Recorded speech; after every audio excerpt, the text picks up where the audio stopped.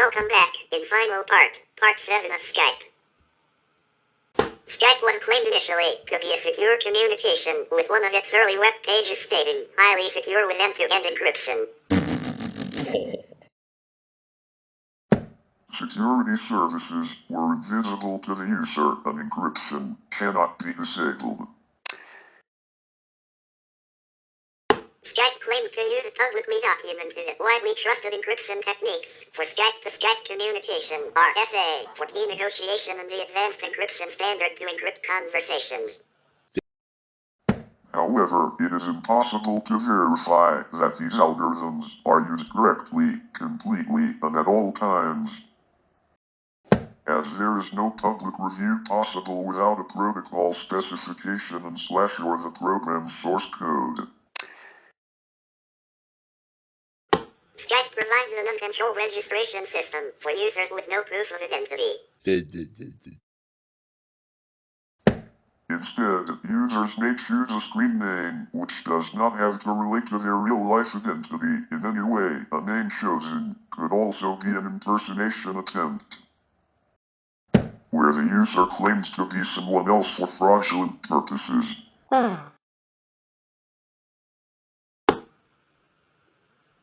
A third-party paper analyzing the security and methodology of Skype was presented at Black Hat Europe 2006. It analyzed Skype and found a number of security issues with the then current security model. Skype incorporates some features that tend to hide its traffic, but it is not specifically designed to thwart traffic analysis and therefore does not provide anonymous communication. Some researchers have been able to watermark the traffic so that it is identifiable even after passing through an anonymizing network.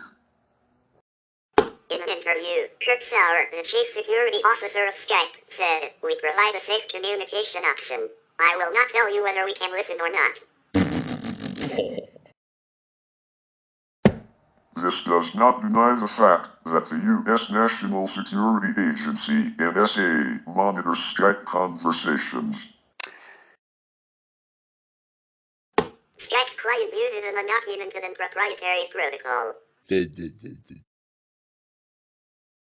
The Free Software Foundation, FSF, is concerned about user privacy issues arising from using proprietary software and protocols and has made a replacement for Skype one of their high-priority projects.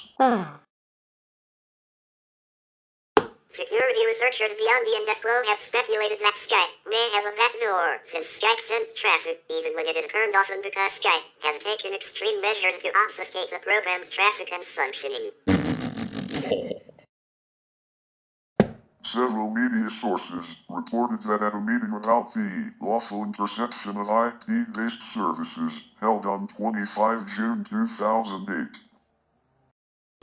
high-ranking, unnamed officials at the Austrian Interior Ministry said that they could listen in on Skype conversations without problems.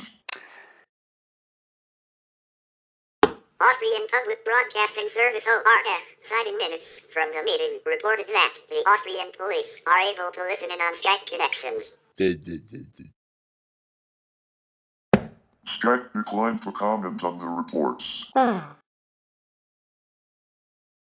One easily demonstrated method of monitoring is to set up two computers with the same Skype user ID and password. When a message is typed or a call is received on one computer, the second computer duplicates the audio and text. This requires knowledge of the user ID and password.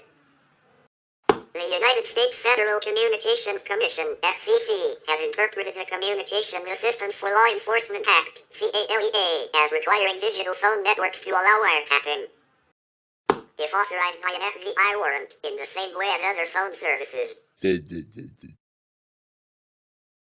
In February 2009, Skype said that, not being a telephone company owning phone lines, it is exempt from CALEA and similar laws, which regulate U.S. phone companies, and it is not clear whether Skype could support wiretapping even if it wanted to. According to the ACLU, the act is inconsistent with the original intent of the Fourth Amendment to the U.S. Constitution. More recently, the ACLU has expressed the concern that the FCC interpretation of the act is incorrect. It has been suggested that Microsoft made changes to Skype's infrastructure to ease various wiretapping requirements. However, Skype denies the claims. Sometime before Skype was sold in 2009, the company had started Project Chess, a program to explore legal and technical ways to easily share calls with intelligence agencies and law enforcement. On 20 February 2009, the European Union's Eurojust agency announced that the Italian desk at Eurojust would play a key role in the coordination and cooperation of the investigations on the use of Internet telephony systems, VoIP, such as Skype. The purpose of Eurojust's coordination role is to overcome the technical and judicial obstacles to the interception of Internet telephony systems, taking into account the various data protection rules and civil rights. In November 2010, a flaw was disclosed to Skype that showed how computer crackers could secretly track any user's IP address. Due to Skype's peer-to-peer nature, this was a difficult issue to address, but this bug was eventually remedied in a 2016 update. In 2012, Skype introduced automatic updates to better protect users from security risks but received some challenge from users of the Mac product, as the updates cannot be disabled from version 5.6 on both on Mac OS and Windows versions, although in the latter, and only from version 5.9 on, automatic updating can be turned off in certain cases. According to a 2012 Washington Post article, Skype has expanded its cooperation with law enforcement authorities to make online chats and other user information available to police. The article additionally mentions Skype made changes to allow authorities access to addresses and credit card numbers. In November 2012, Skype was reported to have handed over user data of a pro-WikiLeaks activist to Dallas, Texas-based private security company iSight Partners without a warrant or court order. The alleged handover would be a breach of Skype's privacy policy. Skype responded with a statement that it launched an internal investigation to probe the breach of user data privacy. On 13 November 2012, a Russian user published a flaw in Skype's security which allowed any person to take over a Skype account knowing only the victim's email by following 7 steps. This vulnerability was claimed to exist for months and existed for more than 12 hours since published widely. On 14 May 2013, it was documented that a URL sent via a Skype instant messaging session was usurped by the Skype service and subsequently used in a HTTP head query originating from an IP address registered to Microsoft in Redmond.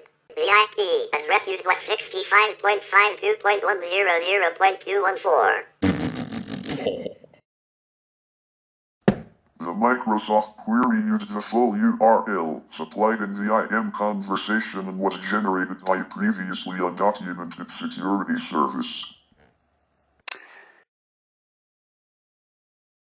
Security experts speculate the action was triggered by a technology similar to Microsoft's Smart Screen filter used in its browsers.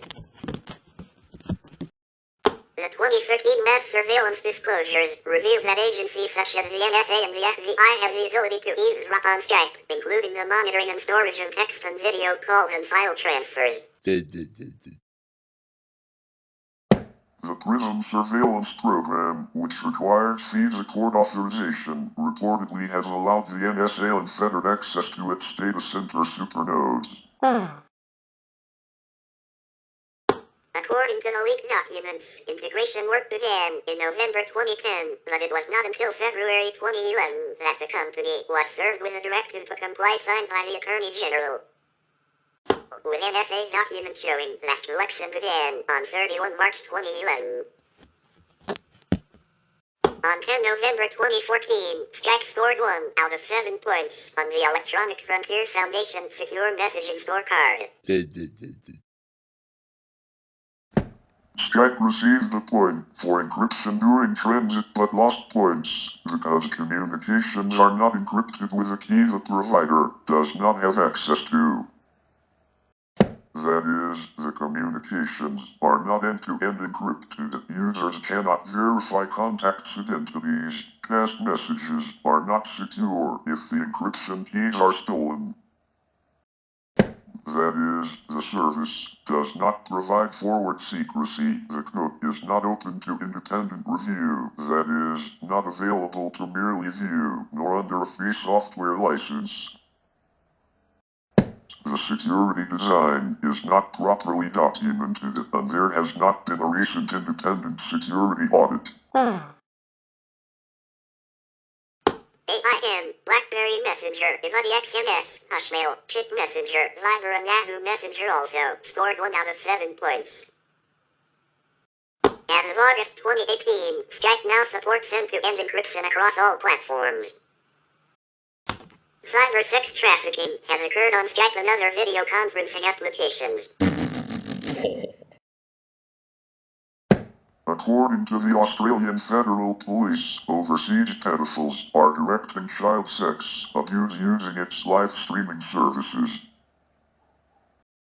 Since September 2007, users in China trying to download the Skype software client have been redirected to the site of TaBNWNE, a joint venture between a Chinese wireless operator and Skype, from which a modified Chinese version can be downloaded. The TaBNWNE client participates in China's system of internet censorship, monitoring text messages between Skype users in China as well as messages exchanged with users outside the country. Nicholas Edstrom, then chief executive of Skype, told reporters that had implemented a text filter, which is what everyone else in that market is doing. Those are the regulations. He also stated, one thing that's certain is that those things are in no way jeopardizing the privacy or the security of any of the users.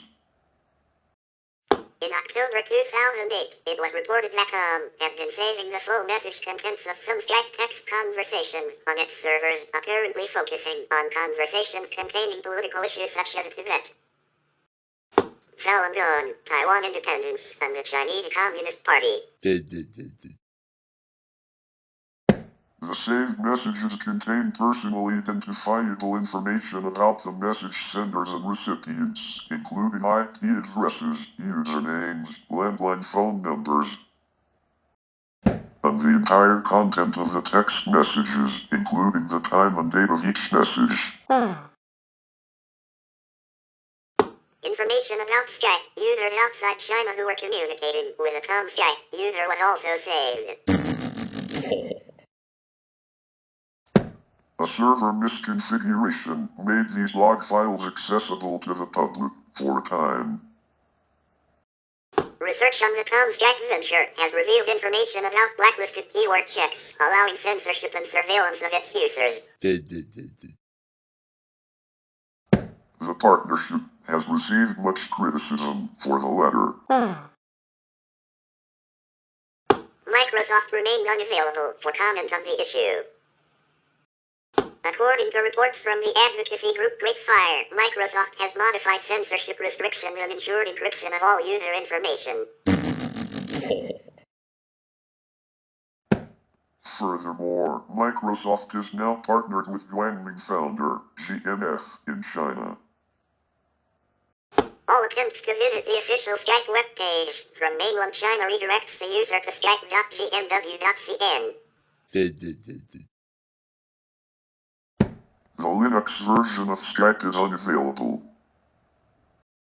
Skype is a voice-over internet protocol, VoIP, system developed by Skype Technologies SA. It is a peer-to-peer network where voice calls pass over the internet rather than through a special purpose network. Skype users can search for other users and send them messages. Skype reports that it uses 256-bit Advanced Encryption Standard AES/readable encryption to communicate between Skype clients, although when calling a telephone or mobile, the part of the call over the public Switched telephone network, PSTN, is not encrypted. User public keys are certified by the Skype server at login with 1536-bit or 2048-bit RSA certificates. Skype's encryption is inherent in the Skype protocol and is transparent to callers. Some private conversations through Skype, such as audio calls, text messages, and file sending, image, audio, or video, can make use of end-to-end encryption, but it may have to be manually turned on. The company's security policy states that 1. Usernames are unique. 2. Callers must present a username and password or another authentication credential. 3. Each caller provides the other with proof of identity and privileges whenever a session is established. Each verifies the other's evidence before the session, can carry messages. And 4. Messages transmitted between Skype users, with no PSTN users included, are encrypted from caller to caller. No intermediate node router has access to the meaning of these messages. This claim was undermined in May 2015 by evidence that Microsoft, owner of Skype, has pinned unique URLs embedded in a Skype conversation. This could only happen if Microsoft has access to the unencrypted form of these messages. Skype holds registration information both on the caller's computer and on a Skype server. Skype uses this information to authenticate call recipients and assure that callers seeking authentication access a Skype server rather than an imposter. Skype says that it uses public key encryption as defined by RSA to accomplish this. The Skype server has a private key and distributes that key's public counterpart with every copy of the software. As part of user registration, the user selects a desired username and password.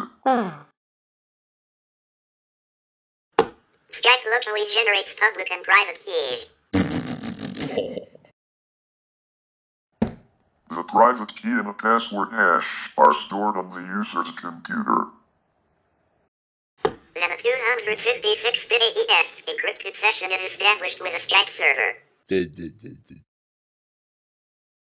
The client creates a session key using its random number generator.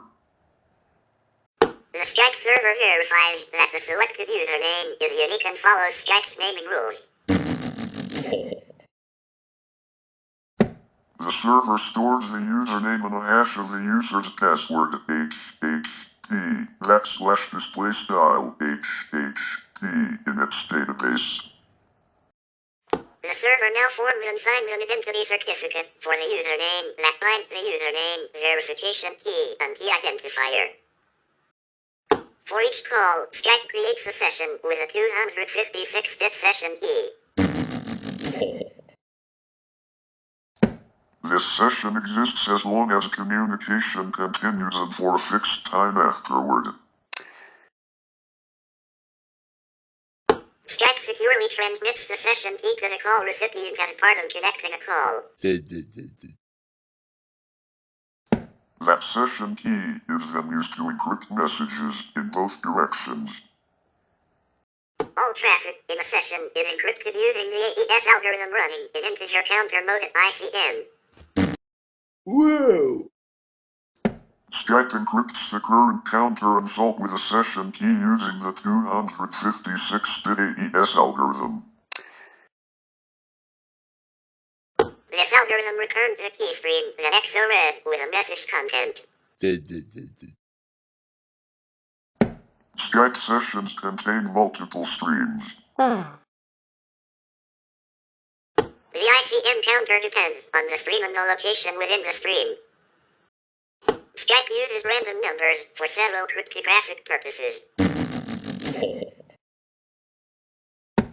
purposes include protection against playback attacks, creation of RSA key pairs, and creation of AES key halves for content encryption. The security of a Skype peer-to-peer session depends significantly on the quality of the random numbers generated by both ends of the Skype session. Random number generation varies by the operating system. Skype uses standard cryptographic primitives to achieve its security goals. The cryptographic primitives used in Skype are the AES block cipher, the RSA public key crypto system, the ISO 9796-2 signature padding scheme, the SHA-1 hash function, and the RC4 stream cipher. Key agreement is achieved using a proprietary symmetric protocol.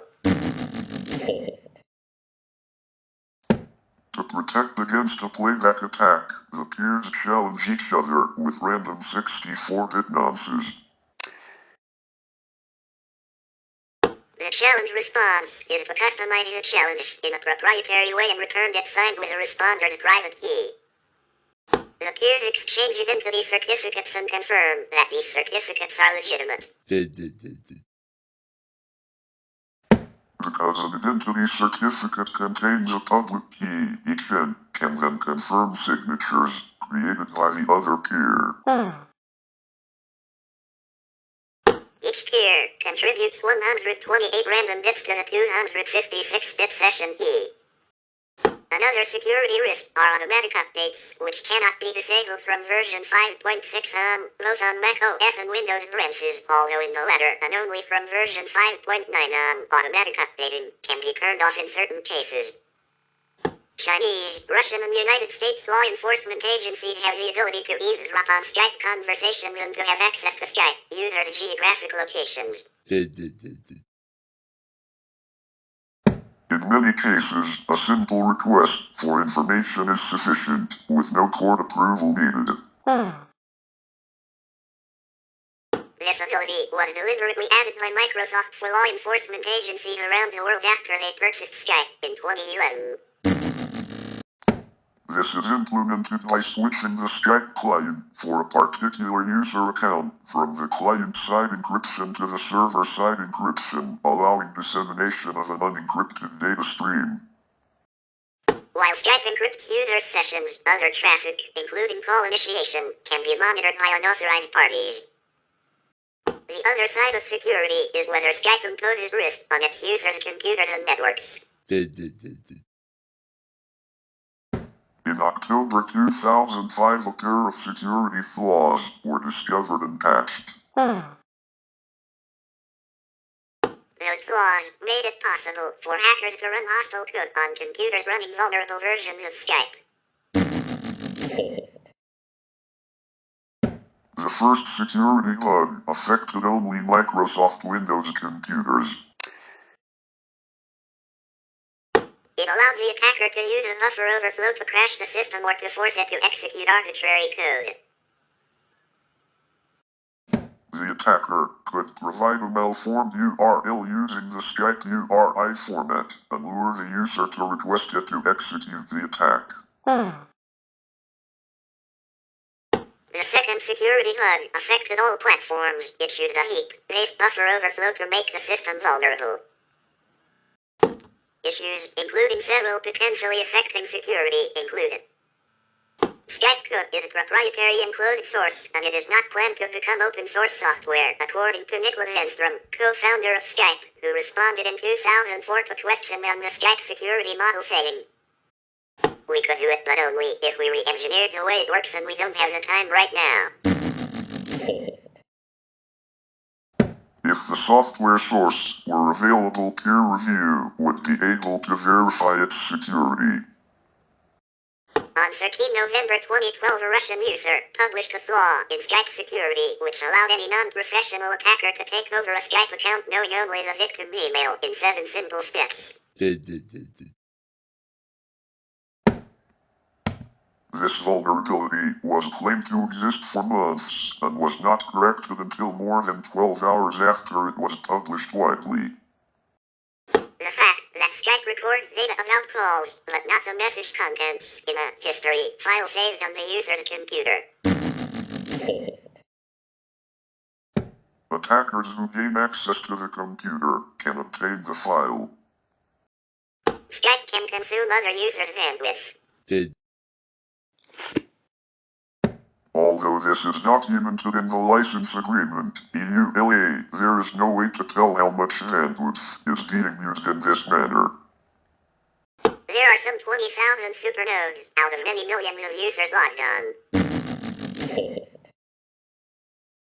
Skype Guide for Network Administrators claims that supernodes carry only control traffic up to 10 kilobytes per second and relays may carry other user data traffic up to 15 kilobytes per second for one audio conference call.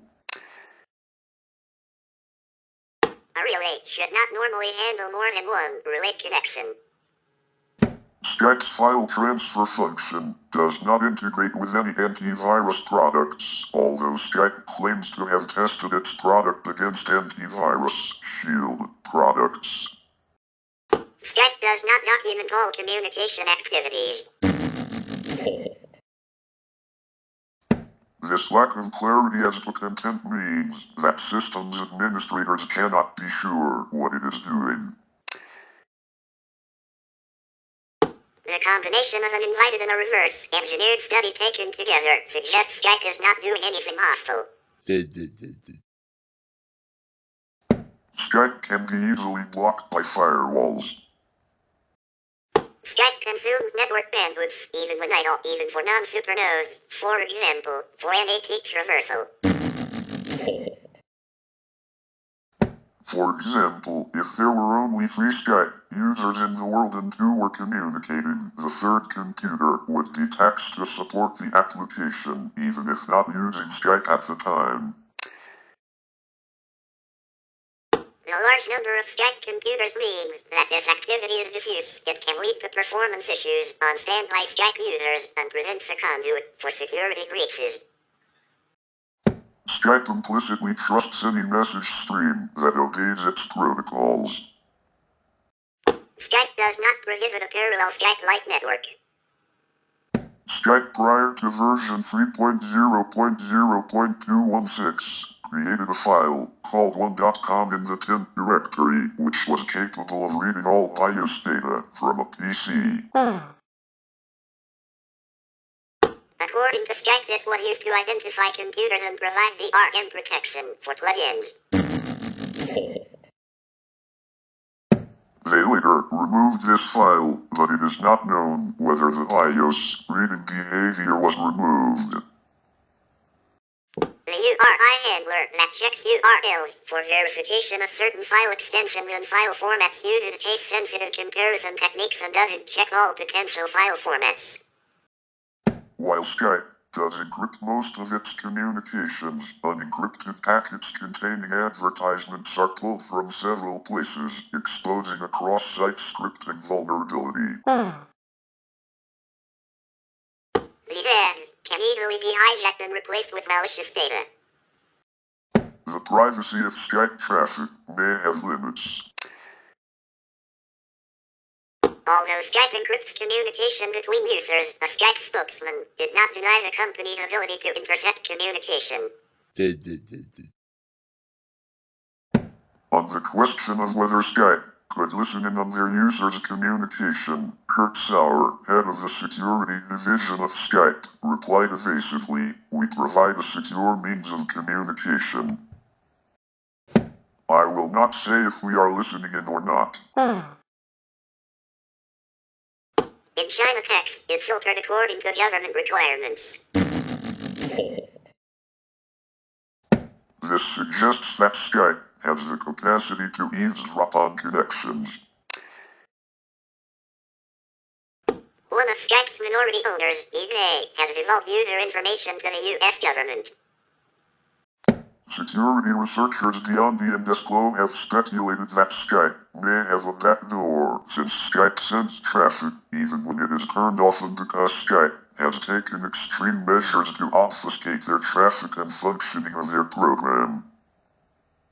Several media sources have reported that at a meeting about the lawful interception of IP-based services held on 25 June 2008, high-ranking but unnamed officials at the Austrian Interior Ministry said that they could listen in on Skype conversations without problems.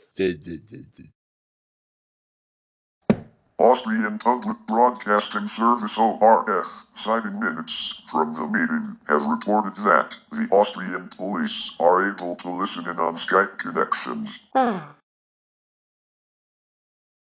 Skype declined to comment on the reports. The Skype client for Linux has been observed accessing the Firefox profile folder during execution. This folder contains all the saved passwords in plain text. If no master password is used, it also contains the user's browsing history. Access to this file was confirmed by tracing system calls made by the Skype binary during execution. The Skype client for Mac has been observed accessing protected information in the system address book even when integration with the address book on by default is disabled in the Skype preferences. Users may see a warning about Skype not attempting to access protected information in the address book under certain conditions, for example, launching Skype while syncing with a mobile device. Skype has no legitimate reason to access the address book if the integration is not enabled. Further, the extent of the integration is to add all cards from the address book to the list of Skype contacts along with their phone numbers, which can be accomplished without accessing any protected information. Neither the name nor numbers on cards are protected, and thus the attempt to access information beyond the scope of the integration, regardless of whether or not that integration is enabled, raises deeper questions as to possible spying on users. The United States Federal Communications Commission, FCC, has interpreted the Communications Assistance for Law Enforcement Act, CALEA, as requiring digital phone networks to allow wiretapping, if authorized by an FBI warrant, in the same way as other phone services. In February 2009, Skype said that, not being a telephone company owning phone lines, it was exempt from CALEA and similar laws, which regulate U.S. phone companies. It is also not clear whether wiretapping of Skype communications is technically possible. According to the ACLU, the Act is inconsistent with the original intent of the Fourth Amendment to the U.S. Constitution. More recently, the ACLU has expressed the concern that the FCC interpretation of the Act is incorrect. Skype comes bundled with the following locales and languages: Arabic, Bulgarian, Catalan, Chinese, Traditional and Simplified, Croatian, Czech, Danish, Dutch, English, Estonian, Finnish, French, German, Greek, Hebrew, Hungarian, Indonesian, Italian, Japanese, Korean, Latvian, Lithuanian, Nepali, Norwegian, Polish, Portuguese, Brazilian and European, Romanian, Russian, Serbian, Slovak, Slovenian, Spanish, Swedish, Thai, Turkish, Ukrainian, and Vietnamese. As the Windows desktop program offers users the option of creating new language files, at least 80 other, full or partial, localizations are also available for many languages. In January 2010, Skype rescinded its policy of seizing funds in Skype accounts that have been inactive, no paid call, for 180 days. This was in settlement of a class action lawsuit. Skype also paid up to $4 to persons who opted into the action. As of February 2012, Skype provides support through their web support portal, Support Community, at Skype Support on Twitter, and Skype Facebook page. Direct contact via email and live chat is available through their web support portal. Chat support is a premium feature available to Skype Premium and some other paid users. Skype's refund policy states that they will provide refunds in full if customers have used less than €1 of their Skype credit. Upon a duly submitted request, Skype will refund you on a pro rata basis for the unused period of a product. Skype has come under some criticism from users for the inability to completely close accounts. Users not wanting to continue using Skype can make their account inactive by deleting all personal information except for the username. Due to an outage on 21 September 2015 that affected several users in New Zealand, Australia, and other countries, Skype decided to compensate their customers with 20 minutes of free calls to over 60 landline and 8 mobile phone destinations. Although Skype is a commercial product, its non-paid version is used with increasing frequency among teachers, schools, and charities interested in global education projects. A popular use case is to facilitate language learning through conversations that alternate between each participant's native language. The video conferencing aspect of the software has been praised for its ability to connect students who speak different languages, facilitate virtual field trips, and engage directly with experts. Skype in the Classroom is another free-of-charge tool that Skype has set up on its website, designed to encourage teachers to make their classrooms more interactive and collaborate with other teachers around the world. There are various Skype lessons in which students can participate.